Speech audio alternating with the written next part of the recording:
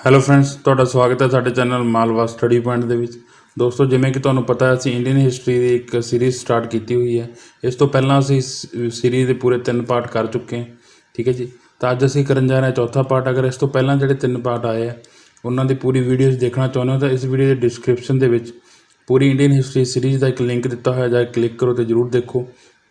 ਅਗਰ ਤੁਸੀਂ ਇਹਨਾਂ ਵੀਡੀਓ ਦਾ PDF ਲੈਣਾ ਚਾਹੁੰਦੇ ਸਾਡੇ ਟੈਲੀਗ੍ਰਾਮ ਗਰੁੱਪ ਨੂੰ ਵੀ ਜੁਆਇਨ ਕਰੋ। ਟੈਲੀਗ੍ਰਾਮ ਗਰੁੱਪ ਦਾ ਵੀ ਲਿੰਕ ਇਸੇ ਵੀਡੀਓ ਦੇ ਡਿਸਕ੍ਰਿਪਸ਼ਨ ਦੇ ਵਿੱਚ ਹੈ ਦੋਸਤੋ, ਠੀਕ ਹੈ ਜੀ। ਤਾਂ ਅੱਜ ਅਸੀਂ ਪੜ੍ਹਨ ਜਾ ਰਹੇ ਹਾਂ ਭਾਰਤ ਉੱਤੇ ਵਿਦੇਸ਼ੀ ਹਮਲੇ ਕਿਹੜੇ ਹੋਏ ਸੀ। ਇਸ ਤੋਂ ਪਹਿਲਾਂ ਅਸੀਂ ਸਿੰਧੂ ਘਾਟੀ ਸਭਿਅਤਾ, ਠੀਕ ਹੈ ਜੀ, ਰਿਗਵੇਦਿਕ ਕਾਲ ਹੈਗਾ ਜਿਹੜਾ ਆਰੀਅਨ ਕਾਲ ਹੋ ਗਿਆ, ਉਹਦੇ ਬਾਰੇ ਪੜ੍ਹ ਚੁੱਕੇ ਹਾਂ। ਕਿਉਂਕਿ ਆਪਾਂ ਜਿਹੜੀ ਇੰਡੀਅਨ ਹਿਸਟਰੀ ਸਟਾਰਟ ਕੀਤੀ ਹੈ ਬਿਲਕੁਲ ਸਟਾਰਟਿੰਗ ਤੋਂ ਕੀਤੀ ਹੈ, ਪੁਰਾਤਨ ਇਤਿਹਾਸ ਤੋਂ, ਫਿਰ ਆਪਾਂ ਮਾਡਰਨ ਹਿਸਟਰੀ 'ਤੇ ਆਵਾਂਗੇ, ਠੀਕ ਹੈ ਜੀ, ਹੌਲੀ ਹੌਲੀ। ਤਾਂ ਆਪਾਂ ਅੱਜ ਪੜ੍ਹਨ ਜਾ ਰਹੇ ਹਾਂ ਭਾਰਤ ਉੱਤੇ ਵਿਦੇਸ਼ੀ ਹਮਲੇ ਕਿਹੜੇ ਕਿਹੜੇ ਹੁੰਦੇ ਆ, ਠੀਕ ਹੈ ਜੀ। ਤਾਂ ਆਪਾਂ ਸਟਾਰਟ ਕਰਦੇ ਹਾਂ ਬਿਨਾਂ ਸਮਾਂ ਗਵਾਏ। ਪਲੀਜ਼ ਸਾਡੇ ਚੈਨਲ ਨੂੰ ਸਬਸਕ੍ਰਾਈਬ ਜ਼ਰੂਰ ਕਰ ਦਿਓ। ਤਾਂ ਭਾਰਤ ਉੱਤੇ ਵਿਦੇਸ਼ੀ ਹਮਲੇ ਕਿਹੜੇ ਕਿਹੜੇ ਹੁੰਦੇ, ਜਿਨ੍ਹਾਂ ਨੂੰ ਫੋਰਨ ਇਨਰੋਚਮੈਂਟ ਇਨ ਇੰਡੀਆ ਬੋਲ ਦਿੰਦੇ, ਇਨਰੋਚਮੈਂਟ ਇਨ ਇੰਡੀਆ ਬੋਲ ਦਿੰਦੇ ਹਾਂ। ਤੁਸੀਂ ਇੰਗਲਿਸ਼ ਵੀ ਤੁਹਾਨੂੰ ਕਈ ਵਾਰ ਪੁੱਛ ਲੈਂਦੇ ਤਾਂ ਇਹਦਾ ਮਤਲਬ ਇਹ ਹੁੰਦਾ। ਤਾਂ ਭਾਰਤ ਉੱਤੇ ਪਹਿਲਾ ਵਿਦੇਸ਼ੀ ਹਮਲਾ ਜਿਹੜਾ ਹੁੰਦਾ ਈਰਾਨ ਦੇ ਹਖਮਨੀ ਰਾਜਵੰਸ਼ ਦੇ ਰਾਜਿਆਂ ਦੁਆਰਾ ਕੀਤਾ ਜਾਂਦਾ। ਅਤੇ ਜਿਹੜਾ ਹਮਲਾ ਕਰਨ ਵਾਲਾ ਸੀਗਾ ਹਖਮਨੀ ਰਾਜਵੰਸ਼ ਦਾ ਜਿਹੜਾ ਬਾਨੀ ਸੀ ਸਾਇਰਸ, ਠੀਕ ਹੈ, ਸਾਇਰਸ ਜਿਹਨੂੰ ਕੁਰੁਸ਼ ਵੀ ਕਿਹਾ ਜਾਂਦਾ ਸੀ। ਤਾਂ ਇਸਨੇ ਸਭ ਤੋਂ ਪਹਿਲਾਂ ਇੰਡੀਆ 'ਤੇ ਹਮਲਾ ਕੀਤਾ ਸੀ। ਹਮਲਾ ਇਨ ਦਾ ਸੈਂਸ ਕਿ ਪੱਛਮ ਸਾਈਡ ਤੋਂ, ਜਿੱਧਰ ਪੰਜਾਬ ਪੈਂਦਾ ਇੰਡੀਆ ਦੇ ਸਾਈਡ 'ਤੇ, ਤਾਂ ਪੱਛਮ ਸਾਈਡ ਤੋਂ ਐਂਟਰੀ ਸੀ ਅਫਗਾਨਿਸਤਾਨ ਸਾਈਡ ਤੋਂ। ਤਾਂ ਉੱਥੋਂ ਐਂਟਰੀ ਕਰਕੇ ਇਸਨੇ ਇੰਡੀਆ 'ਤੇ ਹਮਲਾ ਕੀਤਾ ਸੀ। ਤਾਂ 550 ਈਸਾ ਪੂਰਵ ਵਿੱਚ ਈਰਾਨ ਦੇ ਸਮਰਾਟ ਸਾਇਰਸ ਦੁਆਰਾ ਭਾਰਤ ਉੱਤੇ ਪਹਿਲੇ ਵਿਦੇਸ਼ੀ ਹਮਲੇ ਦੀ ਅਸਫਲ ਕੋਸ਼ਿਸ਼ ਹੋਈ ਸੀ, ਠੀਕ ਹੈ ਜੀ, ਅਸਫਲ ਕੋਸ਼ਿਸ਼ ਹੋਈ ਸੀ। ਈਰਾਨ ਦੇ ਰਾਜਾ ਸਾਇਰਸ ਦੇ ਉੱਤਰਾਧਿਕਾਰੀ ਡੈਰੀਓਸ ਪਹਿਲਾ, ਜਿਸਨੂੰ ਦਾਰਾ ਪਹਿਲਾ ਵੀ ਕਿਹਾ ਜਾਂਦਾ ਹੈ, ਨੇ 516 BC ਵਿੱਚ ਕੰਬੋਜ, ਪੱਛਮੀ ਕੰਧਾਰ ਅਤੇ ਸਿੰਧ ਖੇਤਰ ਨੂੰ ਜਿੱਤ ਲਿਆ ਸੀ, ਠੀਕ ਹੈ ਜੀ। ਜਦੋਂ 550 ਈਸਵੀ ਵਿੱਚ ਸਾਇਰਸ ਆਇਆ ਸੀ, ਸਾਇਰਸ ਦਾ ਪਹਿਲਾ ਹਮਲਾ ਹੁੰਦਾ, ਐਗਜ਼ਾਮ ਦੇ ਵਿੱਚ ਕੁਐਸਚਨ ਬਣ ਸਕਦਾ, ਠੀਕ ਹੈ। ਤਾਂ ਉਹ ਅਸਫਲ ਹੋ ਗਿਆ ਸੀ। ਇਹਦੇ ਬਾਰੇ ਵੀ ਦੱਸਾਂਗੇ ਅਸਫਲ ਹੋਣ ਦੇ ਕਾਰਨ, ਠੀਕ ਹੈ ਜੀ। ਅਸਫਲ ਦਾ ਕਾਰਨ ਇਹ ਸੀ ਕਿ ਵਿਦਰੋਹ ਜ਼ਿਆਦਾ ਸੀਗੇ, ਜਿਹੜੇ ਵੀ ਇਸ ਟਾਈਮ ਰਾਜੇ ਸੀਗੇ ਤਾਂ ਉਹਨਾਂ ਨੇ ਵਿਦਰੋਹ ਬੜੇ ਚੰਗੇ ਤਰੀਕੇ ਕੀਤਾ। ਉਸ ਤੋਂ ਬਾਅਦ ਸਾਇਰਸ ਜਿਹੜਾ ਉੱਤਰਾਧਿਕਾਰੀ ਉਹਦਾ ਪੁੱਤਰ ਹੈ ਡੈਰੀਅਸ ਪਹਿਲਾ, ਜਿਸਨੂੰ ਦਾਰਾ ਪਹਿਲਾ ਦੇ ਨਾਂ ਨਾਲ ਕਿਹਾ ਜਾਂਦਾ, ਉਸਨੇ 516 BC ਵਿੱਚ ਕੰਬੋਜ, ਪੱਛਮੀ ਗੰਧਾਰ ਅਤੇ ਸਿੰਧੂ ਖੇਤਰ, ਜਿਹੜਾ ਸਿੰਧੂ ਨਦੀ ਦੇ ਆਸੇ ਪਾਸੇ ਵਾਲਾ ਖੇਤਰ, ਉਹਨੂੰ ਜਿੱਤ ਲਿਆ ਸੀ। ਫਿਰ ਦਾਰਾ ਨੇ 3 ਸਿੱਲਾ ਲੇਖ ਲਿਖੇ ਸੀ, ਠੀਕ ਹੈ ਜੀ, ਜਿਨ੍ਹਾਂ ਤੋਂ ਸਾਬਤ ਹੁੰਦਾ ਕਿ ਬਹਿਸਤੂਨ, ਪਰਸੀਪੋਲਿਸ ਅਤੇ ਨਕਸ਼ੇ ਰੁਸਤਮ ਤੋਂ ਇਹ ਸਿੱਧ ਹੁੰਦਾ ਹੈ, ਠੀਕ ਹੈ ਜੀ, ਕਿ ਉਸਨੇ ਇਹ ਜਿਹੜਾ ਸਿੰਧ ਖੇਤਰ ਵਗੈਰਾ ਸਾਰੇ ਜਿੱਤੇ ਸੀ, ਕੰਬੋਜ, ਪੱਛਮੀ ਕੰਧਾਰ ਜਿੱਤੇ ਸੀ। ਕਿਉਂਕਿ ਉਸ ਸਮੇਂ ਕੋਈ ਆਪਾਂ ਨੂੰ ਜਿਹੜਾ ਇਤਿਹਾਸ ਬਾਰੇ ਪਤਾ ਲੱਗਦਾ ਪੁਰਾਤਨ ਗ੍ਰੰਥਾਂ ਤੋਂ ਜਾਂ ਕੋਈ ਲਿਖਤਾਂ ਤੋਂ ਪਤਾ ਲੱਗਦਾ। ਜਿਹੜੀ ਦਾਰਾ ਜਿਹੜਾ ਰਾਜਾ ਸੀ ਦਾਰਾਵਨ ਨੇ, ਜਿਸਨੂੰ ਡੈਰੀਅਸ ਵੀ ਕਿਹਾ ਜਾਂਦਾ ਸੀ, ਉਸਨੇ 3 ਸਿਲਾ ਲੇਖ ਲਿਖੇ ਸੀ। ਪਹਿਲੇ ਸਿਲੇ ਲੇਖ ਦਾ ਨਾਂ ਸੀ ਵੈਸਤੂਨ, ਦੂਸਰਾ ਪਰਸੀਪੋਲਿਸ, ਤੀਸਰਾ ਸੀ ਨਕਸ਼ੇ ਰੁਸਤਮ, ਠੀਕ ਹੈ ਜੀ। ਤਾਂ ਉਸਨੇ ਪਹਿਲਾਂ ਸਿੰਧ ਨਦੀ ਦੇ ਕਿਨਾਰੇ ਭਾਰਤੀ ਹਿੱਸਿਆਂ 'ਤੇ ਕਬਜ਼ਾ ਕੀਤਾ, ਜੋ ਪਾਰਸੀ ਸਾਮਰਾਜ ਦਾ 20ਵਾਂ ਸੂਬਾ ਬਣ ਜਾਂਦਾ, ਠੀਕ ਹੈ ਜੀ। ਤਾਂ ਇਹ 20ਵਾਂ ਸੂਬਾ ਬਣ ਜਾਂਦੇ ਨੇ। ਇਸ ਤੋਂ ਪਹਿਲਾਂ ਇਹਨਾਂ ਨੇ 19 ਸੂਬੇ ਜਿੱਤੇ ਹੁੰਦੇ। ਅਤੇ ਇਹਦਾ ਪ੍ਰਭਾਵ ਇੰਡੀਆ 'ਤੇ ਕੀ ਪੈਂਦਾ, ਭਾਰਤ ਦੇ ਉੱਤੇ ਇਸ ਹਮਲੇ ਦਾ ਖਾਸ ਕਰ ਪ੍ਰਭਾਵ ਕੀ ਪੈਂਦਾ। ਤਾਂ ਪੱਛਮ ਦੇ ਨਾਲ ਭਾਰਤ ਦੇ ਸੰਬੰਧ ਮਜ਼ਬੂਤ ਹੋਏ, ਕਿਉਂਕਿ ਉੱਧਰੋਂ ਐਂਟਰੈਂਸ ਬਣ ਜਾਂਦੀ ਹੈ, ਰਾਹ ਖੁੱਲ੍ਹ ਜਾਂਦੇ ਜਦੋਂ ਪਹਿਲਾ ਹਮਲਾ ਹੁੰਦਾ। ਤਾਂ ਉਹ ਰਾਸਤਾ ਜਦੋਂ ਜਿਹੜੇ ਅੰਦੋਲਨਕਾਰੀ ਆਏ ਸੀ ਉਹ ਲੁੱਟ ਕੇ ਲੈ ਗਏ ਸੀ, ਜਾਂ ਨਹੀਂ ਲੁੱਟ ਕੇ ਲੈ ਗਏ, ਜਾਂ ਵਪਾਰ ਕਰਕੇ ਲੈ ਗਏ ਸੀ, ਕੁਛ ਵੀ ਖਰੀਦ ਚੱਕ ਕੇ ਲੈ ਗਏ ਸੀ, ਤਾਂ ਉਹ ਰਾਸਤਾ ਇੱਕ ਤਾਂ ਵਾਰੀ ਲੋਕਾਂ ਨੂੰ ਪਤਾ ਲੱਗਾ ਅਤੇ ਉਹ ਰਾਸਤਾ ਖੁੱਲ੍ਹ ਗਿਆ। ਤਾਂ ਇਸ ਕਰਕੇ ਵਿਦੇਸ਼ੀ ਵਪਾਰ ਨੂੰ ਵੀ ਕਾਫੀ ਹੁਲਾਰਾ ਮਿਲਦਾ ਉਸ ਕਰਕੇ। ਤਾਂ ਖਰੋਸ਼ਟੀ ਲਿਪੀ ਦਾ ਵਿਕਾਸ ਹੁੰਦਾ। ਖਰੋਸ਼ਟੀ ਲਿਪੀ ਇਹ ਜ਼ਰੂਰ ਯਾਦ ਰੱਖਣਾ, ਤੁਸੀਂ ਐਗਜ਼ਾਮ ਦੇ ਵਿੱਚ ਪੁੱਛ ਸਕਦੇ ਆ। ਖਰੋਸ਼ਟੀ ਲਿਪੀ ਦਾ ਵਿਕਾਸ ਹੁੰਦਾ ਅਰਾਮੀ ਲਿਪੀ ਦੇ ਸਹਿਯੋਗ ਨਾਲ, ਅਰਾਮੀ ਲਿਪੀ, ਠੀਕ ਹੈ ਜੀ। ਭਾਰਤੀ ਜ਼ਮੀਨੀ ਸੰਪਰਕ ਦੇ ਸਾਧਨਾਂ ਨਾਲ ਇਸ ਦਾ ਵਿਕਾਸ ਹੋਇਆ। ਕਹਿੰਦਾ ਮਤਲਬ ਜਦੋਂ ਹਮਲੇ ਹੁੰਦੇ ਤਾਂ ਜ਼ਮੀਨੀ ਸੰਪਰਕ ਵੱਧ ਜਾਂਦੇ ਨੇ। ਤਾਂ ਖਰੋਸ਼ਟੀ ਲਿਪੀ ਕੀ ਸੀ? ਇਹ ਇੱਕ ਲਿਪੀ ਸੀ ਜੋ ਫਾਰਸੀ ਸੰਪਰਕ ਦੁਆਰਾ ਭਾਰਤ ਵਿੱਚ ਉੱਤਰ ਪੱਛਮੀ ਖੇਤਰਾਂ ਵਿੱਚ ਉਤਪੰਨ ਹੋਈ ਸੀ, ਠੀਕ ਹੈ ਜੀ।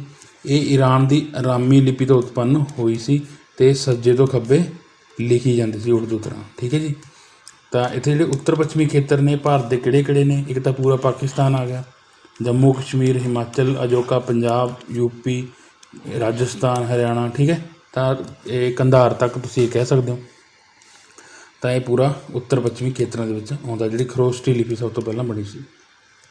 ਉਸ ਤੋਂ ਬਾਅਦ ਆਉਂਦਾ ਯੂਨਾਨੀ ਹਮਲੇ ਹੁੰਦੇ ਨੇ, ਜਿਸ ਨੂੰ ਮੈਸੇਡੋਨੀਅਨ ਹਮਲਾ ਵੀ ਕਿਹਾ ਜਾਂਦਾ। ਮੈਸੇਡੋਨੀਅਨ ਹਮਲਾ, ਜਿਸ ਨੂੰ ਯੂਨਾਨੀ ਹਮਲਾ ਵੀ ਕਿਹਾ ਜਾਂਦਾ ਹੈ। ਈਰਾਨ ਦੇ ਹਮਲੇ ਤੋਂ ਬਾਅਦ ਮੈਸੋਡੋਨੀਆ ਨੇ ਦੇ ਵਸਨੀਕ ਅਲੈਗਜ਼ੈਂਡਰ, ਜਿਸ ਨੂੰ ਸਿਕੰਦਰ ਦੇ ਨਾਮ ਨਾਲ ਜਾਣਿਆ ਜਾਂਦਾ ਸੀ, ਠੀਕ ਹੈ ਜੀ। ਇਸ ਤੋਂ ਕੁਐਸਚਨ ਜ਼ਰੂਰ ਬਣਦਾ ਹੁੰਦਾ ਦੋਸਤੋ, ਕਿਉਂਕਿ ਸਿਕੰਦਰ ਦਾ ਨਾਮ ਇਤਿਹਾਸ ਦੇ ਵਿੱਚ ਬਹੁਤ ਮਸ਼ਹੂਰ ਹੈ ਅਤੇ ਇਸ ਨੂੰ ਅਲੈਗਜ਼ੈਂਡਰ ਵੀ ਬੋਲਿਆ ਜਾਂਦਾ ਇੰਗਲਿਸ਼ ਦੇ ਵਿੱਚ, ਠੀਕ ਹੈ ਜੀ। ਅਲੈਗਜ਼ੈਂਡਰ ਮੈਸੋਡੋਨੀਅਨ ਸਟਰੈਪ ਸਥਾਨਕ ਸ਼ਾਸਕ ਸੀ। ਫਿਲਿਪ ਜਿਹੜਾ ਸੀ ਉਹ ਸਥਾਨਕ ਸ਼ਾਸਕ ਫਿਲਿਪ II ਦਾ ਪੁੱਤਰ ਸੀ, ਠੀਕ ਹੈ। ਸਿਕੰਦਰ ਨੇ 326 ਈਸਾ ਪੂਰਵ ਦੇ ਵਿੱਚ ਭਾਰਤ 'ਤੇ ਹਮਲਾ ਕੀਤਾ। 325 ਤੋਂ ਲੈ ਕੇ 326 ਤੱਕ ਇਹ ਭਾਰਤ 'ਤੇ ਰਹਿੰਦਾ, ਠੀਕ ਹੈ। 25 ਜਾ ਕੇ 26 ਤੱਕ ਪੂਰਾ 1.5-2 ਸਾਲ ਪੂਰਾ ਹਮਲਾ ਕਰਕੇ ਇੱਥੇ ਰਹਿੰਦਾ, ਇੱਥੇ ਜੰਗਾਂ ਲੜਦਾ। ਇਸ ਸਮੇਂ ਉੱਤਰ ਪੱਛਮੀ ਭਾਰਤ ਦੀ ਸਥਿਤੀ 28 ਰਾਜਾਂ ਵਿੱਚ ਵੰਡਿਆ ਹੋਇਆ ਸੀ, ਜਿਵੇਂ ਪੂਰਬ ਅਭਿਸਾਰਾ, ਪੂਰਬੀ ਅਤੇ ਪੱਛਮੀ ਗੰਧਾਰਾ, ਕੰਧਾ, ਸੋਬਤੀ, ਮਾਲਵਾ, ਕੁਸ਼ੂ, ਦਰਕਾ, ਅੰਬਸ਼ਟ, ਭਾਦਰਾ, ਗਲਾਗਾਨੀਕੇ ਆਦਿ 'ਚ ਵੰਡੀ ਹੋਈ ਸੀ ਇਹ, ਠੀਕ ਹੈ ਜੀ। ਤਾਂ ਸਿਕੰਦਰ ਦੀ ਭਾਰਤ 'ਤੇ ਜਿੱਤ ਕਿੱਦਾਂ ਹੁੰਦੀ ਹੈ ਉਹ ਦੇਖ ਲੈਂਦੇ ਆਪਾਂ। ਸਿਕੰਦਰ ਖੈਬਰ ਦਰੇ ਤੋਂ, ਜੰਮੂ ਕਸ਼ਮੀਰ ਦੇ ਵਿੱਚ ਖੈਬਰ ਦਰਾ, ਉੱਥੋਂ ਦਾਖਲ ਹੁੰਦਾ ਹੈ। ਖੈਬਰ ਪਾਸ ਜਿਹੜਾ ਪਾਕਿਸਤਾਨ ਅਤੇ ਅਫਗਾਨਿਸਤਾਨ ਦੇ ਵਿਚਕਾਰ ਸਥਿਤ ਹੈ। ਸਿਕੰਦਰ ਸਭ ਤੋਂ ਪਹਿਲਾਂ ਕਬੀਲਿਆਂ ਕਿਹੜਿਆਂ 'ਤੇ ਨੂੰ ਹਰਾਇਆ? ਇੱਕ ਤਾਂ ਅਸ਼ਵਜੀਤ, ਇੱਕ ਨਿਸ਼ਾ, ਇੱਕ ਅਸ਼ਵਕ ਕਬੀਲਾ ਸੀ, ਇਹਨਾਂ ਨੂੰ ਹਰਾਇਆ। ਫਿਰ ਤਕਸ਼ੀਲਾ ਸੀ, ਜਿਹਨੂੰ ਟੈਕਸੀਲਾ ਲਿਖਿਆ ਹੋਇਆ, ਤਕਸ਼ੀਲਾ ਆਪਾਂ ਕਹਿ ਸਕਦੇ ਹਾਂ। ਤਕਸ਼ੀਲਾ ਦੇ ਸ਼ਾਸਕ ਅੰਬੀ।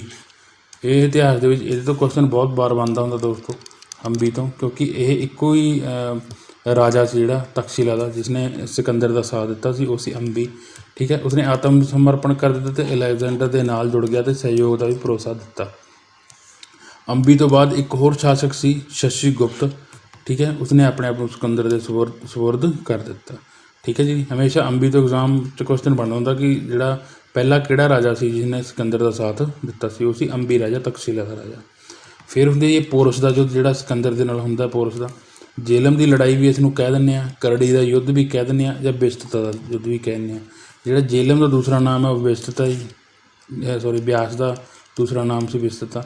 ਬਿਸਤਤਾ ਯੁੱਧ, ਕਰੜੀ ਯੁੱਧ, ਜੇਲਮ ਯੁੱਧ, ਪੋਰਸ ਯੁੱਧ, ਇਹ ਸਾਰੇ ਇਹਨਾਂ ਦੇ ਨਾਮ ਜਾਣੇ ਜਾਂਦੇ ਆ। ਇਹ ਯੁੱਧ ਜੇਲਮ ਅਤੇ ਚਨਾਬ ਦਰਿਆ ਦੇ ਵਿਚਕਾਰ ਲੜਿਆ ਗਿਆ, ਠੀਕ ਹੈ। ਪੋਰਸ ਅਤੇ ਸਿਕੰਦਰ ਦੇ ਵਿੱਚ ਲੜਿਆ ਗਿਆ ਸੀ, ਠੀਕ ਹੈ, ਜਿਸ ਵਿੱਚ ਪੋਰਸ ਹਾਰ ਜਾਂਦਾ ਅਤੇ ਸਿਕੰਦਰ ਜਿੱਤ ਜਾਂਦਾ। ਜਦੋਂ ਪੋਰਸ ਨੂੰ ਪੁੱਛਿਆ ਗਿਆ ਕਿ ਉਹ ਕੈਦੀ ਵਜੋਂ ਕਿਵੇਂ ਪੇਸ਼ ਆਉਣਾ ਚਾਹੀਦਾ ਉਸ ਨਾਲ, ਤਾਂ ਉਸਨੇ ਕਿਹਾ ਕਿ ਜਿਵੇਂ ਇੱਕ ਰਾਜੇ ਨੂੰ ਦੂਸਰੇ ਰਾਜੇ ਨਾਲ ਪੇਸ਼ ਆਉਣਾ ਚਾਹੀਦਾ। ਇਸ ਹਾਜ਼ਰ ਜਵਾਬੀ ਨੂੰ ਦੇਖ ਕੇ, ਪੋਰਸ ਦੀ ਬਹਾਦਰੀ ਨੂੰ ਦੇਖ ਕੇ ਸਿਕੰਦਰ ਖੁਸ਼ ਹੋ ਜਾਂਦਾ ਅਤੇ ਉਸਦਾ ਪੂਰਾ ਰਾਜ ਵਾਪਸ ਕਰ ਦਿੰਦਾ ਅਤੇ ਪੋਰਸ ਨਾਲ ਦੋਸਤੀ ਕਰ ਲੈਂਦਾ। ਪੋਰਸ ਤੋਂ ਬਾਅਦ ਸਿਕੰਦਰ ਹੋਰ ਅੱਗੇ ਵੱਧਦਾ, ਠੀਕ ਹੈ ਜੀ। ਪਰ ਸਿਕੰਦਰ ਦੀ ਫੌਜਾਂ ਨੇ ਬਿਆਸ ਨਦੀ ਤੋਂ ਪਾਰ ਕਰਨ ਤੋਂ ਇਨਕਾਰ ਕਰਤਾ ਕਿ ਅੱਗੇ ਅਸੀਂ ਜਾਂਦੇ ਨਹੀਂ। ਉਹਦਾ ਕਾਰਨ ਕੀ ਸੀ ਬਿਆਸ ਨਦੀ ਨਾ ਪਾਰ ਕਰਨ ਦਾ, ਉਹ ਮੈਂ ਤੁਹਾਨੂੰ ਦੱਸ ਦਿੰਦਾ। ਸਿਕੰਦਰ ਦੀਆਂ ਫੌਜਾਂ ਵੱਲੋਂ ਬਿਆਸ ਦਰਿਆ ਨੂੰ ਪਾਰ ਕਰਨ ਤੋਂ ਨਾ ਕਰਨ ਦੇ ਕਾਰਨ ਕੀ ਸੀ? ਇੱਕ ਤਾਂ ਉਸਦੀ ਫੌਜ ਥੱਕ ਗਈ ਸੀ ਅਤੇ ਬਿਮਾਰ ਹੋਣ ਲੱਗ ਗਏ ਸੀਗੇ। ਉਸ ਨੂੰ ਭਾਰਤੀ ਬਹਾਦਰੀ ਜਿਹੜੇ ਸੈਨਿਕ ਸੀਗੇ ਉਸ ਸਮੇਂ ਦੇ, ਉਹਨਾਂ ਬਾਰੇ ਪਤਾ ਲੱਗ ਗਿਆ ਸੀ, ਠੀਕ ਹੈ। ਇੱਕ ਨੰਦਾ ਦਾ ਸ਼ਾਸਕ ਸੀ ਘਣਾਨੰਦ, ਉਸਦੀ ਵਿਸ਼ਾਲ ਫੌਜ ਬਾਰੇ ਉਹਨਾਂ ਨੂੰ ਜਾਣਕਾਰੀ ਮਿਲੀ। ਇੱਕੋ ਆਪਣੇ ਘਰ ਤੋਂ, ਆਪਣੇ ਦੇਸ਼ ਤੋਂ 10 ਮਹੀਨੇ ਬਾਹਰ ਬਿਤਾਏ ਉਹਨਾਂ ਨੇ, ਠੀਕ ਹੈ। ਅਤੇ ਸੈਨਿਕ ਅੱਕ ਚੁੱਕੇ ਸਨ, ਉਹ ਘਰ ਪਰਤਣਾ ਚਾਹੁੰਦੇ ਸਨ, ਠੀਕ ਹੈ ਜੀ। ਫੌਜ ਦੇ ਇਨਕਾਰ ਤੋਂ ਬਾਅਦ ਅਲੈਗਜ਼ੈਂਡਰ ਨੇ ਦੁਖੀ ਹਿਰਦੇ ਨਾਲ ਕਿਹਾ, ਮੈਂ ਉਹਨਾਂ ਲੋਕਾਂ ਦੇ ਦਿਲਾਂ ਵਿੱਚ ਉਤਸ਼ਾਹ ਪੈਦਾ ਕਰਨਾ ਚਾਹੁੰਦਾ ਹਾਂ ਜੋ ਵਫਾਦਾਰ ਅਤੇ ਕਾਇਰਤਾ ਦੇ ਡਰ ਨਾਲ ਦੱਬੇ ਹੋਏ ਹਨ, ਠੀਕ ਹੈ ਜੀ। ਇਸ ਘਟਨਾ ਤੋਂ ਬਾਅਦ ਅਲੈਗਜ਼ੈਂਡਰ ਨੇ ਜਿੱਤਿਆ ਹੋਇਆ ਭਾਰਤੀ ਇਲਾਕਾ ਆਪਣੇ ਜਨਰਲ ਫਿਲਿਪ ਨੂੰ ਸੌਂਪ ਦਿੱਤਾ ਅਤੇ ਵਾਪਸ ਚਲਾ ਜਾਂਦਾ। ਅਤੇ ਫਿਲਿਪ ਦਾ ਨਾਮ ਤੁਸੀਂ ਜ਼ਰੂਰ ਯਾਦ ਰੱਖਣਾ। ਅਲੈਗਜ਼ੈਂਡਰ ਬਾਰੇ ਥੋੜ੍ਹੇ ਜਿਹੇ, ਸਿਕੰਦਰ ਬਾਰੇ ਜਿਹੜੇ ਥੋੜ੍ਹੇ ਤੱਥ ਹੈ ਆਪਾਂ ਨੂੰ ਪੜ੍ਹਨੇ ਚਾਹੀਦੇ, ਉਸ ਬਾਰੇ ਜ਼ਰੂਰ ਆਪਾਂ ਨੂੰ ਦੇਖਣੇ ਚਾਹੀਦੇ ਆ, ਠੀਕ ਹੈ ਜੀ। ਜਨਮ ਹੋਇਆ ਸੀ ਮੈਸੋਡੋਨੀਆ, ਯੂਰਪ ਦੇ ਵਿੱਚ। ਇਹ ਯੂਨਾਨੀ ਰਾਜ ਮੈਸੋਡੋਨੀਆ ਦਾ ਸ਼ਾਸਕ ਸੀਗਾ, ਠੀਕ ਹੈ ਜੀ। ਅਤੇ ਜਿਹੜਾ ਅਲੈਗਜ਼ੈਂਡਰ ਸੀਗਾ, ਠੀਕ ਹੈ ਜੀ। ਅਲੈਗਜ਼ੈਂਡਰ ਸੀ ਭਾਰਤ ਦੇ 2 ਸ਼ਹਿਰਾਂ ਦੀ ਸਥਾਪਨਾ ਕੀਤੀ ਸੀ। ਇੱਕ ਸੀ ਬੁਕਾਫੇਲਾ ਆਪਣੇ ਘੋੜੇ ਦੇ ਨਾਮ 'ਤੇ, ਇੱਕ ਸੀ ਨਿਕਿਆ ਉਸਦੀ ਜਿੱਤ ਦੀ ਯਾਦ ਵਿੱਚ। ਸਿਕੰਦਰ ਦੀ ਅੰਤਿਮ ਜਿੱਤ ਪਟਾਲਾ ਰਾਜ ਦੇ ਵਿਰੁੱਧ ਸੀ, ਪਟਾਲਾ ਇਹ ਯਾਦ ਰੱਖਣਾ। ਮੌਤ ਹੋਈ ਸੀ ਬਾਬਲ, ਏਸ਼ੀਆ ਦੇ ਵਿੱਚ। ਅੰਤਿਮ ਸੰਸਕਾਰ ਹੋਇਆ ਸੀ ਅਲੈਗਜ਼ੈਂਡਰੀਆ, ਅਫਰੀਕਾ ਦੇ ਵਿੱਚ। ਅਲੈਗਜ਼ੈਂਡਰ ਇਕਲੌਤਾ ਦੰਤ ਕਥਾ ਜਾਂ ਇੱਕ ਐਸਾ ਸ਼ਾਸਕ ਸੀਗਾ, ਠੀਕ ਹੈ, ਜਿਹਦਾ ਜਨਮ, ਮੌਤ, ਅੰਤਿਮ ਸੰਸਕਾਰ ਸਾਰੇ ਅਲੱਗ-ਅਲੱਗ ਦੇਸ਼ਾਂ 'ਚ ਹੋਏ ਸੀ, ਠੀਕ ਹੈ। ਉਸ ਤੋਂ ਬਾਅਦ ਆਉਂਦੇ ਜੀ ਇੰਡੋ ਯਵਨ, ਜਿਸ ਨੂੰ ਇੰਡੋ ਗ੍ਰੀਕ ਬੋਲ ਦਿੰਦੇ ਆਪਾਂ, ਯਵਨ ਦੇ ਲੋਕ। ਪਹਿਲੇ ਇੰਡੋ ਯੂਨਾਨੀ ਸ਼ਾਸਕਾਂ ਨੇ ਸ਼ਿਲਾਲੇਖ, ਸਿੱਕੇ ਅਤੇ ਸੋਨੇ ਦੇ ਸਿੱਕੇ ਜਾਰੀ ਕੀਤੇ। ਭਾਰਤੀ ਯਵਾਨੋਂ ਦਾ ਮਤਲਬ ਇੰਡੋ ਗ੍ਰੀਕ ਦਾ ਪਹਿਲਾ ਹਮਲਾ ਪੁਸ਼ਪਾਮਿੱਤਰ ਸੁਗਾ ਦੇ ਸਮੇਂ 'ਤੇ ਹੋਇਆ। ਪੁਸ਼ਪਾਮਿੱਤਰ ਸੁਗਾ ਦਾ ਉਸ ਸਮੇਂ ਭਾਰਤ 'ਤੇ ਰਾਜ ਸੀ। ਉਹ ਤੋਂ ਸ਼ਾਸਕ ਦੇਖ ਲੈਣੇ ਕਿਹੜਾ ਸੀਗਾ ਜਿਸਨੇ ਹਮਲਾ ਕੀਤਾ। ਸਭ ਤੋਂ ਪਹਿਲਾਂ शासक ਸੀ ਜਿਹੜਾ इंडो ग्रीक, उसने किहड़े ने हमला किया सी? ਡੈਮੇਟਰੀਅਸ। इसने 183 ईसा पूर्व ਵਿੱਚ ਹਿੰਦੂ ਕੁਸ਼ ਖੇਤਰ ਨੂੰ ਪਾਰ ਕੀਤਾ ਅਤੇ ਸਿੰਧੂ ਅਤੇ ਪੰਜਾਬ ਨੂੰ ਜਿੱਤ ਲਿਆ ਅਤੇ ਸਕਲ, ਜਿਸ ਨੂੰ ਅੱਜ ਕੱਲ੍ਹ ਸਿਆਲਕੋਟ ਨੂੰ ਆਪਣੀ ਰਾਜਧਾਨੀ ਬਣਾਇਆ, ਸਿਆਲਕੋਟ ਕਿਹਾ ਜਾਂਦਾ, ਉਸਨੂੰ ਰਾਜਧਾਨੀ ਬਣਾਇਆ। ਇਸਨੇ ਯੂਨਾਨੀ ਅਤੇ ਖਰੋਸ਼ਟੀ ਦੋਨੇ ਲਿਪੀਆਂ ਵਿੱਚ ਸਿੱਕੇ ਜਾਰੀ ਕੀਤੇ। ਖਰੋਸ਼ਟੀ ਬਾਰੇ ਆਪਾਂ ਗੱਲ ਕਰ ਚੁੱਕੇ ਹਾਂ, ਯੂਨਾਨੀ ਪਹਿਲਾਂ ਤੋਂ ਭਾਸ਼ਾ। ਉਸ ਤੋਂ ਬਾਅਦ ਗੱਲ ਕਰ ਰਹੇ ਨੇ ਯੂਕਰੇਟਾਈਡਸ। ਇਸਨੇ ਭਾਰਤ ਦੇ ਕੁਝ ਹਿੱਸਿਆਂ ਨੂੰ ਜਿੱਤ ਲਿਆ ਅਤੇ ਟੈਕਸਿਲਾ ਨੂੰ, ਮਤਲਬ ਤਕਸ਼ਿਲਾ ਨੂੰ ਆਪਣੀ ਰਾਜਧਾਨੀ ਬਣਾਇਆ। ਠੀਕ ਹੈ ਜੀ। ਮਿਲਿੰਦ ਸੀਗਾ ਜਿਹੜਾ, ਉਸ ਤੋਂ ਬਾਅਦ ਹੁੰਦਾ ਗਾ 160 ਤੋਂ 120 BC ਤੱਕ ਇਹ ਸ਼ਾਸਕ ਰਹਿੰਦਾ। ਉਹ ਇਸ ਰਾਜਵੰਸ਼ ਦਾ ਸਭ ਤੋਂ ਸ਼ਕਤੀਸ਼ਾਲੀ ਸ਼ਾਸਕ ਸੀ ਅਤੇ ਬੋਧੀ ਸਾਹਿਤ ਵਿੱਚ ਮਿਲਿੰਡਾ ਦੇ ਨਾਮ ਨਾਲ ਮਸ਼ਹੂਰ ਹੋਇਆ, ਮਿਲਿੰਡਾ ਦੇ ਨਾਮ। ਠੀਕ ਹੈ। ਉਸ ਤੋਂ ਬਾਅਦ ਆਉਂਦਾ ਜੀ ਸਾਕਾ ਸ਼ਾਸਕ। ਭਾਰਤ ਵਿੱਚ ਸਾਕਾ ਦਾ ਸਭ ਤੋਂ ਮਹੱਤਵਪੂਰਨ ਸ਼ਾਸਕ ਰੁਦਰਦਮਨ ਸੀ, ਰੁਦਰਦਮਨ ਪਹਿਲਾ, ਜਿਸਨੇ 130 ਤੋਂ 150 BC ਤੱਕ ਸ਼ਾਸਨ ਕੀਤਾ। ਰੁਦਰਦਮਨ ਦਾ ਜੂਨਾਗੜ੍ਹ ਸ਼ਿਲਾਲੇਖ ਬਹੁਤ ਮਸ਼ਹੂਰ ਹੈ। ਇਹ ਸੰਸਕ੍ਰਿਤ ਵਿੱਚ ਸ਼ੁੱਧ ਰੂਪ ਵਿੱਚ ਲਿਖਿਆ ਗਿਆ ਪਹਿਲਾ ਸ਼ਿਲਾਲੇਖ ਹੈ। ਸੰਸਕ੍ਰਿਤ ਦਾ ਪਹਿਲਾ ਸ਼ੁੱਧ ਸ਼ਿਲਾਲੇਖ ਕਿਸ ਨੇ ਲਿਖਿਆ ਸੀ? ਰੁਦਰਦਮਨ ਨੇ, ਜੂਨਾਗੜ੍ਹ ਸ਼ਿਲਾਲੇਖ। ਠੀਕ ਹੈ। ਪਹਿਲਾਂ ਦੇ ਸਾਰੇ ਸ਼ਿਲਾਲੇਖ ਪ੍ਰਾਕ੍ਰਿਤ ਭਾਸ਼ਾ ਦੇ ਵਿੱਚ ਲਿਖੇ ਗਏ ਸਨ। ਠੀਕ ਹੈ ਜੀ। ਉਸ ਤੋਂ ਬਾਅਦ ਆਉਂਦਾ ਜੀ ਇੰਡੋ ਪਾਰਥੀਅਨ। ਠੀਕ ਹੈ। ਭਾਰਤ ਦੇ ਉੱਤਰ ਪੱਛਮੀ ਖੇਤਰ ਵਿੱਚ ਸ਼ਕਾਂ ਤੋਂ ਬਾਅਦ ਪਾਰਥੀਆਂ ਦੀ ਸਰਦਾਰੀ ਸਥਾਪਿਤ ਹੁੰਦੀ ਹੈ, ਜਿਸਦਾ ਮੂਲ ਨਿਵਾਸ ਸੀ ਈਰਾਨ ਦੇ ਲੋਕ ਸੀਗੇ ਭਾਰਤੀ ਲੋਕ। ਠੀਕ ਹੈ ਜੀ। ਉਸ ਤੋਂ ਬਾਅਦ ਸਭ ਤੋਂ ਪਹਿਲਾਂ ਤੁਸੀਂ ਨਾਮ ਸੁਣਿਆ ਉਹ ਪਹਿਲਾਂ ਵੀ ਇਤਿਹਾਸ 'ਚ ਗੋਡੋਫੋਰਨਿਸ, ਜੋ ਕਿ 20 ਤੋਂ ਲੈ ਕੇ 41 BC ਤੱਕ ਹੁੰਦਾ ਉਹਦਾ ਰਾਜ। ਉਹ ਇਸ ਵੰਸ਼ ਦਾ ਸਭ ਤੋਂ ਸ਼ਕਤੀਸ਼ਾਲੀ ਸ਼ਾਸਕ ਸੀ। ਤਖਤੇਵਾਹੀ ਸ਼ਿਲਾਲੇਖ ਇਸ ਨਾਲ ਸੰਬੰਧਿਤ ਸੀ ਅਤੇ ਜੋ ਖਰੋਸ਼ਟੀ ਲਿਪੀ ਵਿੱਚ ਉਕਰੀ ਹੋਈ ਸੀ। ਠੀਕ ਹੈ ਜੀ। ਸੈਂਟ ਥਾਮਸ ਇੱਕ ਪਹਿਲਾ ਈਸਾਈ ਪ੍ਰਚਾਰਕ ਇਸ ਦੇ ਰਾਜ ਦੌਰਾਨ ਭਾਰਤ ਆਇਆ। ਸੈਂਟ ਥਾਮਸ ਪਹਿਲਾ ਈਸਾਈ ਪ੍ਰਚਾਰਕ ਗੋਡੋਫੋਰਨਿਸ ਦੇ ਰਾਜ ਦੇ ਦੌਰਾਨ ਭਾਰਤ ਆਉਂਦਾ। ਉਸ ਤੋਂ ਬਾਅਦ ਆਉਂਦਾ ਜੀ ਕੁਸ਼ਾਨ ਵੰਸ਼, ਜਿਸ ਨੂੰ ਕੁਸ਼ਨ ਵੰਸ਼ ਜਾਂ ਕੁਸ਼ਾਨ ਵੰਸ਼ ਵੀ ਬੋਲ ਦਿੰਦੇ ਆਪਾਂ।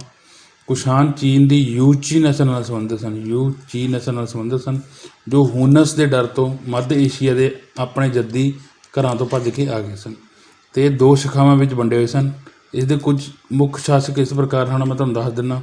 ਇੱਕ ਸੀ ਕੁਜ਼ਲ ਕਡਫਿਸ। ਇਸ ਦੇ ਸਿੱਕੇ ਉੱਤੇ ਅੰਤਿਮ ਯੂਨਾਨੀ ਸ਼ਾਸਕ ਹਰਮੇਸ ਦਾ ਚਿੱਤਰ ਹੈ, ਜਿਸ ਤੋਂ ਇਹ ਅਨੁਮਾਨ ਲਗਾਇਆ ਗਿਆ ਹੈ ਕਿ ਹਰਮੇਸ ਦਾ ਜਗੀਰਦਾਰ ਸੀ। ਠੀਕ ਹੈ ਜੀ। ਉਸਨੇ ਕਾਬੁਲ ਅਤੇ ਕੰਧਾਰ ਨੂੰ ਜਿੱਤ ਲਿਆ ਅਤੇ ਮਹਾਰਾਜਾ ਦੀ ਰਾਜ ਦੀ ਉਪਾਧੀ ਧਾਰਨ ਕੀਤੀ। ਫਿਰ ਗੱਲ ਹੁੰਦੀ ਹੈ ਜੀ ਬਿਮ ਕੈਡਫਿਸ ਦੀ। ਉਸਨੂੰ ਕੁਸ਼ਨ ਸ਼ਕਤੀ ਦਾ ਅਸਲ ਬਾਨੀ ਕਿਹਾ ਜਾਂਦਾ। ਕੁਸ਼ਾਨ ਜਿਹੜਾ ਵੰਸ਼ ਸੀ ਉਹਦਾ ਅਸਲ ਬਾਨੀ ਬੋਲਿਆ ਜਾਂਦਾ ਬਿਮ ਕੈਡਫਿਸ ਨੂੰ। ਇਸ ਦੇ ਸਿਰਾਲੇਖ ਸਰਵੋਲਕੇਸ਼ਵਰ ਅਤੇ ਮਹਲੇਸ਼ਵਰ ਹਨ। ਇਸਨੇ ਸਿੰਧ ਦਰਿਆ ਪਾਰ ਕੀਤਾ ਅਤੇ ਪੰਜਾਬ ਦੇ ਕੁਝ ਖੇਤਰਾਂ ਨੂੰ ਇਸਨੇ ਜਿੱਤ ਲਿਆ ਸੀ। ਇਸਦੇ ਸਿੱਕਿਆਂ ਦੇ ਆਧਾਰ 'ਤੇ ਇਸਨੂੰ ਸ਼ੈਵ ਧਰਮ ਦਾ ਪੈਰੋਕਾਰ ਮੰਨਿਆ ਜਾਂਦਾ ਹੈ। ਇਹ ਉਹ ਸੀ ਜਿਸਨੇ ਸਭ ਤੋਂ ਪਹਿਲਾਂ ਕੁਸ਼ਾਨ ਸ਼ਾਸਕਾਂ ਦੇ ਸੋਨੇ ਸਿੱਕਿਆਂ ਦਾ ਪ੍ਰਚਲਨ ਕੀਤਾ ਸੀ। ਠੀਕ ਹੈ ਜੀ। ਉਸ ਤੋਂ ਬਾਅਦ ਗੱਲ ਕਰ ਲੈਂਦੇ ਕਨਿਸ਼ਕ ਦੀ, ਜੋ ਕਿ 78 ਤੋਂ ਲੈ ਕੇ 105 ਈਸਵੀ ਵਿੱਚ ਆਉਂਦਾ। ਉਹ ਕੁਸ਼ਾਨ ਰਾਜਵੰਸ਼ ਦਾ ਸਭ ਤੋਂ ਮਹਾਨ ਸ਼ਾਸਕ ਸੀ। ਉਸਨੇ 78 ਈਸਵੀ ਵਿੱਚ ਇੱਕ ਨਵਾਂ ਸ਼ਕ ਯੁੱਧ ਸ਼ੁਰੂ ਕੀਤਾ, ਜੋ ਕਿ ਉਸਦੇ ਰਾਜ ਕਰਨ ਦੀ ਤਾਰੀਖ ਹੈ। ਇਸਨੇ ਪਾਟਲੀਪੁੱਤਰ ਉੱਤੇ ਹਮਲਾ ਕੀਤਾ ਅਤੇ ਉੱਥੋਂ ਅਸ਼ਵਘੋਸ਼ ਬੁੱਧ ਦਾ ਦਾਨ ਘੜਾ ਅਤੇ ਇੱਕ ਸ਼ਾਨਦਾਰ ਕੁੱਕੜ ਪ੍ਰਾਪਤ ਕੀਤਾ। ਕਨਿਸ਼ਕ ਦਾ ਕਸ਼ਮੀਰ ਉੱਤੇ ਵੀ ਅਧਿਕਾਰ ਸੀ। ਇੱਥੇ ਕਨਿਸ਼ਕ ਨੇ ਕਨਿਸ਼ਕਪੁਰ ਨਾਮ ਦਾ ਇੱਕ ਸ਼ਹਿਰ ਵਸਾਇਆ ਸੀ। ਠੀਕ ਹੈ ਜੀ। ਚਰਕ ਕਨਿਸ਼ਕ ਦਾ ਰਾਜਵੈਦ ਸੀ। ਚਰਕ ਨਾਮ ਦਾ ਇਨਸਾਨ ਸੀ, ਉਹ ਸੀ ਰਾਜਵੈਦ। ਨਾਗਾਰਜਨ ਅਤੇ ਅਵਘੋਸ਼ ਵਰਗੇ ਬੋਧੀ ਵਿਦਵਾਨ ਸ਼ਾਹੀ ਕਵੀ ਸਨ। ਨਾਗਾਰਜਨ ਅਤੇ ਅਸ਼ਵਘੋਸ਼ ਵਰਗੇ। ਕਨਿਸ਼ਕ ਦੇ ਸ਼ਿਲਾਲੇਖ ਕਿਹੜੇ ਨੇ? ਸਾਰਨਾਥ ਸ਼ਿਲਾਲੇਖ, ਸੂਈ ਵਿਹਾਰ ਸ਼ਿਲਾਲੇਖ, ਰਵਾਤਕ ਸ਼ਿਲਾਲੇਖ। ਚੀਨ ਦੇ ਹਾਨ ਰਾਜਵੰਸ਼ ਦੇ ਜਰਨੈਲ ਪਾਂਚੋ ਨੇ ਲੜਾਈ ਵਿੱਚ ਕਨਿਸ਼ਕ ਨੂੰ ਹਰਾ ਦਿੱਤਾ ਸੀ। ਚੀਨ ਦੇ ਰਾਜਵੰਸ਼ੀ ਜਿਹੜਾ ਜਰਨੈਲ ਪਾਂਚੋ। ਠੀਕ ਹੈ ਜੀ। ਉਸ ਤੋਂ ਬਾਅਦ ਹੈ ਅਰਬ ਹਮਲਾਵਰ। ਠੀਕ ਹੈ। ਅਰਬ ਹਮਲਾਵਰ ਕਿਹੜੇ ਸੀ? ਉਹ ਸੀ ਮੁਸਲਮਾਨ। ਸਭ ਤੋਂ ਪਹਿਲਾਂ ਜਿਹੜੇ ਮੁਸਲਮਾਨਾਂ ਦਾ ਹਮਲਾ ਹੋਇਆ ਸੀ ਉਹ ਅਰਬ ਹਮਲਾਵਰਾਂ ਨੇ ਕੀਤਾ ਸੀ। ਠੀਕ ਹੈ ਜੀ। ਸਭ ਤੋਂ ਪਹਿਲਾਂ ਮੁਸਲਮਾਨਾਂ ਦਾ ਜਿਹੜਾ ਹਮਲਾ ਸੀ ਅਰਬ ਖੇਤਰ ਤੋਂ ਹੋਇਆ ਸੀ, ਜਿਸ ਵਿੱਚ ਸਭ ਤੋਂ ਮਹੱਤਵਪੂਰਨ ਨਾਮ ਆਉਂਦਾ ਮੁਹੰਮਦ ਬਿਨ ਕਾਸਿਮ ਦਾ। ਅਗਰ ਕੋਈ ਪੁੱਛੇ ਤੁਹਾਨੂੰ ਕਿ ਇੰਡੀਆ ਦੇ ਉੱਤੇ ਸਭ ਤੋਂ ਪਹਿਲਾ ਮੁਸਲਿਮ ਸੀ ਜਿਸ ਨੇ ਹਮਲਾ ਕੀਤਾ ਸੀ, ਉਹ ਸੀ ਮੁਹੰਮਦ ਬਿਨ ਕਾਸਿਮ। ਠੀਕ ਹੈ ਜੀ। ਮੁਹੰਮਦ ਬਿਨ ਕਾਸਿਮ ਦਾ ਹਮਲਾ 711 ਤੋਂ ਲੈ ਕੇ 712 ਈਸਵੀ ਤੱਕ। ਤਾਂ ਕਾਸਿਮੀ ਨੇ ਮਕਰਾਣਾ ਰਸਤੇ ਰਾਹੀਂ ਹਮਲਾ ਕੀਤਾ ਅਤੇ ਜਾਟਾਂ, ਮੇਦੀਆਂ ਅਤੇ ਕੁਝ ਬੋਧੀਆਂ ਨੇ ਵੀ ਇਸ ਦੀ ਸਹਾਇਤਾ ਕੀਤੀ। ठीक है जी। फिर उस तो बाद ਹੁੰਦਾ तुर्की का हमला। लाप्टगिन जामनी राजवंश का बानी सी, ठीक है जी। लाप्टगिन का पुत्र सुबुकतगिन पहला तुर्की शासक सी जिसने भारत उत्ते हमला किया सी। उस तो बाद गल होंदी है जी महमूद गजनवी। महमूद गजनवी नूं विद्वान इतिहास का सब तो पहला सुल्तान मानते हैं। क्यों? इसने 1009 तो 1027 तक कुल 17 बार हमला किया कि सब तो ज़्यादा बार इसने भारत पर हमला किया महमूद गजनवी ने। इन्हां हमलिਆਂ ਦਾ शिकार जिक्र विद्वान हैनरी एलियट ने किया। हैनरी एलियट ने इन्हां हमलिਆਂ ਦਾ जिक्र किया है, ठीक है। उतवी दरबारी इतिहासकार से उसका उतवी, ठीक है। उसकी किताब तारीखे जामनी विच गजनवी के हमलिਆਂ बारे जानकारी दी। उसका एक दरबारी इतिहासकार जो उस मौके उसका इतिहास लिखता सी, उसका नाम सी उतवी। उसकी एक किताब सी तारीखे जामनी, उस महमूद गजनवी के सारे हमलिਆਂ बारे जानकारी मिलती है। बहुत सारे होर विद्वान उसके बराबर दरबार में रहते सन, जिमें फिरदौसी, फरेबी, टूसी, फारूकी, अलबरूनी, अबुल फजल बिहाकी। गजनवी की मौत हुई सी 1030 उस तो बाद गल करते हैं जी मुहम्मद गौरी की। मुहम्मद गौरी शंशवानी राजवंश का सी। गजनी के उल्ट गौरी के हमले का कारण भारत उत्ते साम्राज स्थापन करना सी। जिहड़ा गजनवी सी वो तो लुट्टण आउंदा सी, 17 बार हमला करके चल गया सी। जिहड़ा मुहम्मद गौरी से राजा करना आया से इत्थे। गौरी ने गोमल दरे राही भारत उत्ते हमला किया, गोमल दरे राही। उस तो बाद आउंदा जी तैमूर। तैमूर एक तुर्क सीगा।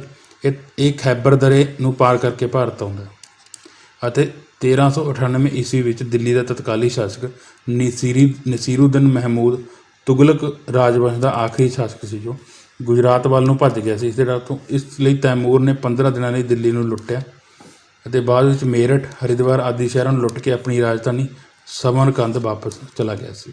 ਵਾਪਸ ਆਉਣ ਤੋਂ ਪਹਿਲਾਂ ਉਸਨੇ ਖਿਜਰ ਖਾਨ ਨੂੰ ਮੁਲਤਾਨ ਅਤੇ ਲਾਹੌਰ ਅਤੇ ਦੀਪਾਲਪੁਰ ਦਾ ਸੂਬੇਦਾਰ ਬਣਾ ਦਿੱਤਾ ਸੀ, ਖਿਜਰ ਖਾਨ ਨੂੰ। ਉਸ ਤੋਂ ਬਾਅਦ ਗੱਲ ਹੁੰਦੀ ਹੈ ਜੀ ਨਾਦਰ ਸ਼ਾਹ ਦੀ। ਨਾਦਰ ਸ਼ਾਹ ਆਉਂਦਾ ਗਾ 1738 ਤੋਂ 39, ਕਿਉਂਕਿ ਇਹ ਮੁਗਲਾਂ ਦਾ ਜ਼ਮਾਨਾ ਚੱਲ ਪੈਂਦਾ। ਉਸ ਤੋਂ ਬਾਅਦ ਤੁਹਾਨੂੰ ਮੁਗਲਾਂ ਦੀ ਹਰ ਦੀ ਪੂਰੀ ਸਟੋਰੀ ਸਮਝਾਊਂਗਾ। ਬਸ ਇੱਕ ਸਿੰਪਲ ਜਿਹਾ ਆਪਾਂ ਓਵਰਵਿਊ ਲੈ ਰਹੇ ਹਾਂ ਇਸ ਵੀਡੀਓ 'ਚ ਵੀ ਕਿਹੜੇ ਕਿਹੜੇ ਹਮਲੇ ਇੰਡੀਆ 'ਤੇ ਹੁੰਦੇ ਆ। ਨਾਦਰ ਸ਼ਾਹ ਫਾਰਸ ਦਾ ਸ਼ਾਸਕ ਸੀ। ਨਾਦਰ ਸ਼ਾਹ ਭਾਰਤ 'ਤੇ ਹਮਲੇ ਸਮੇਂ ਮੁਗਲ ਸ਼ਾਸਕ ਸੀ। ਕੌਣ ਸੀ? ਮੁਹੰਮਦ ਸ਼ਾਹ। 1739 ਵਿੱਚ ਨਾਦਰ ਸ਼ਾਹ ਅਤੇ ਮੁਗਲ ਫੌਜ ਦੇ ਵਿੱਚ ਕਰਨਾਲ 'ਚ ਇੱਕ ਭਿਆਨਕ ਲੜਾਈ ਹੁੰਦੀ ਹੈ, ਠੀਕ ਹੈ ਜੀ, ਜਿਸ ਵਿੱਚ ਮੁਗਲ ਫੌਜ ਹਾਰ ਜਾਂਦੀ ਹੈ ਅਤੇ ਮੁਹੰਮਦ ਸ਼ਾਹ ਨੂੰ ਬੰਦੀ ਬਣਾ ਲਿਆ ਜਾਂਦਾ।